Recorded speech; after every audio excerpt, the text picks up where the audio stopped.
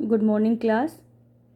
Today we will discuss numerical of the second chapter, that is atomic structure.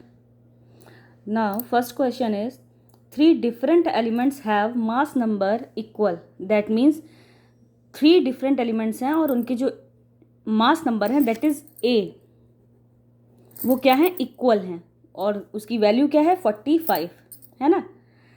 Their atomic numbers are 20, 21 and 22 respectively. That means first element का जो Z है वो 20 है, second का 21 है and third का 22 है. Now calculate the number of protons, neutrons for three elements.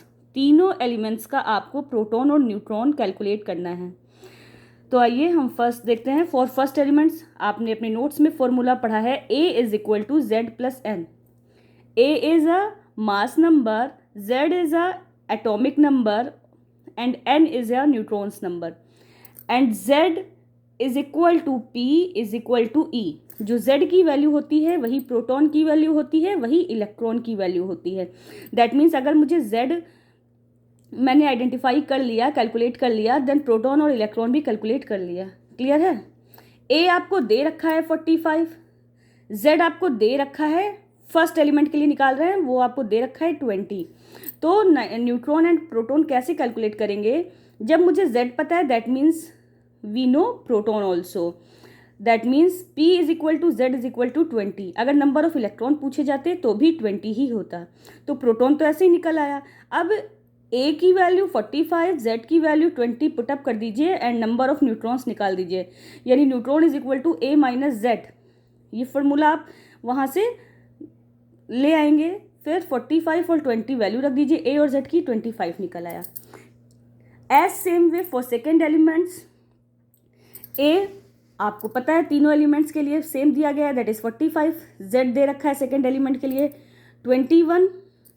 ठीक है. और जब Z 21 है तो प्रोटॉन ऑलरेडी 21 हो गया. और फिर उसी फॉर्मूला में N is equal to A minus Z में A रख दीजिए 45, Z रख दीजिए 21 और नंबर ऑफ न्यूट्रॉन्स आ जाएगा. ठीक है.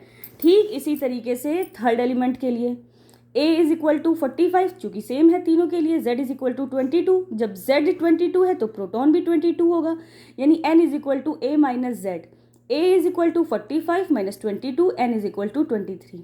इस तरीके से अगर आपके क्वेश्चन में नंबर ऑफ प्रोटॉन्स या न्यूट्रॉन्स, इलेक्ट्रॉन्स, एटॉमिक नंबर या मास नंबर कुछ पूछा जाता है और 2-3 वैल्यूज़ दी होती हैं तो हम A is equal to Z plus N formula से सभी कुछ निकाल लेते हैं.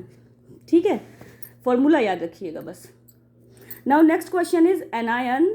Anion means minus charge of an element has 18 electrons and mass number 35. Calculate the number of neutrons.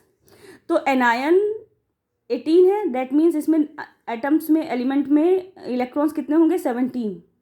आपको पता है ना, जब आपने इलेक्ट्रॉनिक कन्फिग्रेशन पढ़ा था तो जितने माइनस आयन होते हैं उतने माइनस करते चले जाते हैं, जितने माइनस आयन होते हैं उतने प्लस करते चले जाते हैं और जितने प्लस आयन होते हैं उतने माइनस करते चले जाते हैं. ठीक है. तो जब एनायन 18 है तो number of electrons in atom of element कितना हो जाएगा? 17. ठीक है. फिर number of electrons is equal to, आपको पता है P is equal to Z होता है. Z मैंने निकाल लिया 17, तो प्रोटॉन भी Z हो जाएगा, 17 हो जाएगा. Then A is equal to Z plus N. N is equal to, इसी फॉर्मूला से आप क्या हो जाएगा, A माइनस Z ले आएंगे. A की वैल्यू 35 दे रखी है न्यूमेरिकल में. ठीक है. और Z की वैल्यू अभी 17 निकाली गई, तो 35 माइनस 17 इज इक्वल टू 18. इस तरीके से अगर किसी भी कैटायन या एनायन का कैलकुलेट करना हो नंबर ऑफ न्यूट्रॉन्स और इलेक्ट्रॉन्स तो कैलकुलेट कर सकते हैं. क्लियर है. Now next question is electromagnetic radiation of wavelength 242 nm, nm means nanometre, is sufficient to ionise sodium atom. Calculate the ionisation energy of sodium. Given that C is equal to 3 into 10 की power 8 metre per second और H, C है light of velocity of light and H is Planck's constant, that is fixed value 6.626 into 10 की power minus 34 joule second. अभी इसमें आपको क्या calculate करना है? Ionisation energy of sodium, that means E. We know that two formulas of energy. First one is E is equal to h nu and second one is E is equal to hc upon lambda. Clear है? And given that in the numerical is lambda is equal to 242 nanometre. But जब भी हम numerical solve करते हैं सारी की सारी values हमें MKS सिस्टम में लानी होती हैं. तो ये जो नैनोमीटर है it should be change into metre. So 242 into 10 की पावर -9 मीटर कर देंगे तो ये लैम्डा हमारा MKS सिस्टम में कन्वर्ट हो जाएगा. अभी देखिए C भी दे रखा है, लैम्डा दे रखा है, तो मुझे कौन सा फॉर्मूला लगाना पड़ेगा, ये या ये लगाएंगे. H दे रखा है, C दे रखा है, लैम्डा दे रखा है, न्यू तो दे नहीं रखा है. तो E is equal to HC upon lambda से. ठीक है, E is equal to H की वैल्यू दे रखी है न्यूमेरिकल में, C भी दे रखा है. C और H की वैल्यू फिक्स होती है, ये आप लोग लर्न कर लीजिए. कहीं भी C आए H आए तो ये वैल्यूज़ आपको देनी होंगी. अगर क्वेश्चन में दी गई हैं तो ठीक, नहीं दी गई हैं तो आपको अपने आप पता होनी चाहिए.